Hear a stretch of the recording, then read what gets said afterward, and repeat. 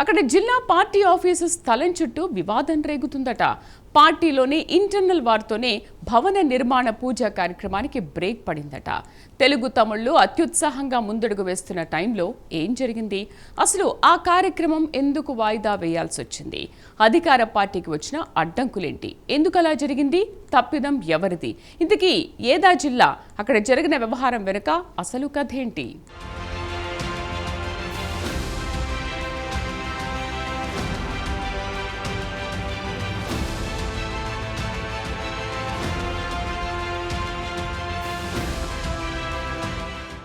Telugu Desam party Parvathipuram Manyam జిల్లా కార్యాలయం స్థలం చుట్టూ వివాదం రేగుతోంది. పార్టీలో అంతర్గతంగా ఉన్న కుమ్ములాటలు తారాస్థాయికి చేరాయి. ఈ వివాదంతోనే భవన నిర్మాణం కోసం ఇటీవల జరగాల్సిన భూమి పూజ కూడా నిలిచిపోయింది. అయితే అప్పటి వరకు ఫుల్ జోష్లో ఉన్న నేతలకు సంబంధిత స్థల వివాదం న్యాయస్థానం పరిధిలో ఉందనే సమాచారం అందింది. దీంతో వారు ఒక్కసారిగా డీలా పడిపోయారు.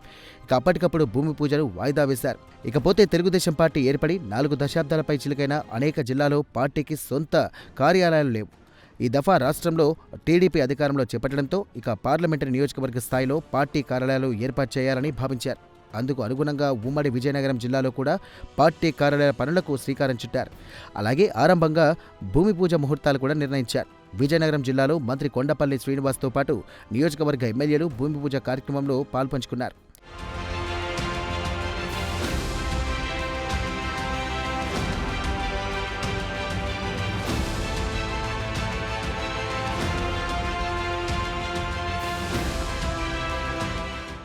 అదే సమయంలో అరకు పార్లమెంటరీ నియోజకవర్గ పరిధిలో పార్వతీపురం కేంద్రంగా తలపెట్టిన భూమి పూజ కార్యక్రమం వాయిదా వేయాల్సిన పరిస్థితి ఏర్పడింది.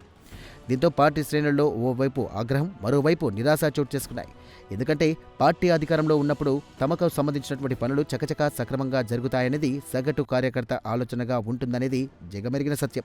మరటువంటప్పుడు ఇలా ఎందుకు జరిగిందనేది అదే కార్యకర్త మనసులోనూ సందేహం. అసలు పొరపాటు ఎక్కడ జరిగింది? తెరచాటున ఏం జరుగుతోందన్న సందేహాలు, ప్రశ్నల పరంపర టీడీపీ వర్గాల్లో సాగుతోంది. స్థలం కేటాయింపు విషయంలో స్థానిక ఎమ్మెల్యేలు ఇక బోనెల విజయచంద్ర స్పందిస్తూ రెవెన్యూ వర్గాల వైపు వేలు చూపిస్తున్నారు.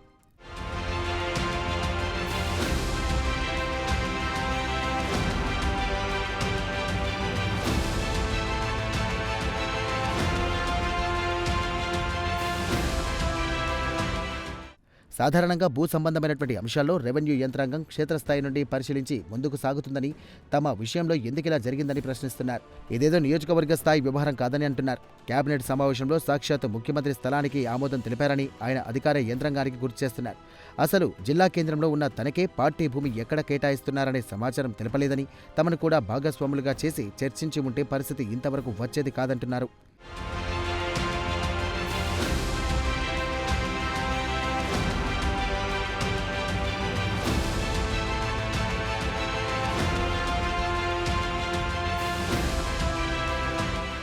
అయితే రెవెన్యూ అధికారులు వారి వర్షన్ కూడా వినిపిస్తున్నారు. పార్టీకి చెందిన ఓ నేత ఒత్తిడి వల్లే ఇక సదరు స్థలం కేటాయించాల్సి వచ్చిందని అంటున్నారు.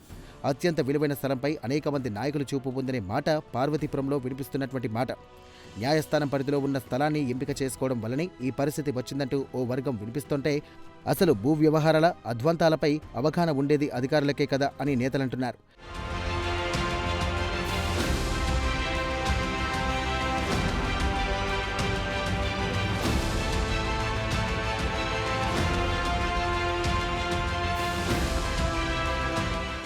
వాస్తవానికి స్థలం వివాదంలో ఉంది. చాలా కాలంగా తాము సాగు చేసుకుంటున్నామని కొంతమంది న్యాయస్థానాన్ని ఆశ్రయించారు.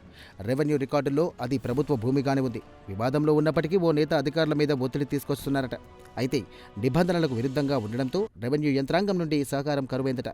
దీంతో గత పార్వతీపురం తహసీల్దార్ను ఇక్కడి నుండి బదిలీ చేసేయాలని జిల్లా యంత్రాంగం మెడపై ముఖ్య నేత కత్తి పెట్టారట. అందులో భాగంగానే అప్పటి తహసీల్దార్ను సాలూరు బదిలీ చేశారని అంటున్నారు. అయినా అప్పటికీ ఆ స్థలం కోసం ఆయన పట్టు విడలేదని లోకల్లో టాక్ వినిపిస్తోంది.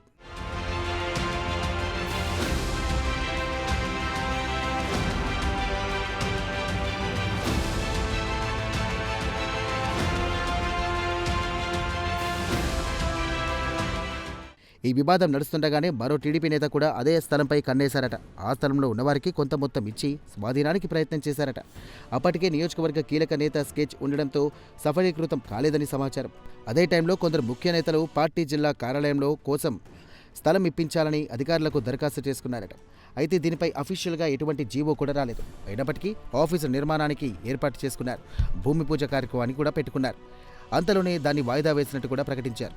ఆ స్థలం వివాదంలో ఉండడమే ఇందుకు ప్రధాన కారణమని ఆ పార్టీ నేతలు చెప్పుకొస్తున్నారట.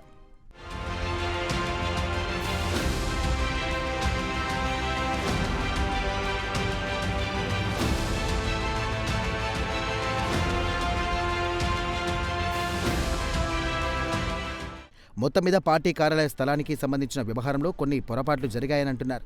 ఈ అంశంలో తప్పిదం ఎవరిదనే మాట పక్కన పెడితే తెలుగు తమ్ముళ్ళు ఎదురుచూసిన శుభ తరుణం కళ్ల ముందుకు వచ్చినట్టే వచ్చి మాయమైపోయింది. దీంతో దీనిలో ఎవరి పాత్ర ఎంతన చర్చ మాత్రం పార్వతీపురం హాట్ టాపిక్గా చర్చ సాగుతోంది. మరి పచ్చదనంలో కార్యాలయం చిచ్చుకు ఎండ్ కార్డు ఎప్పుడు పడుతుంది?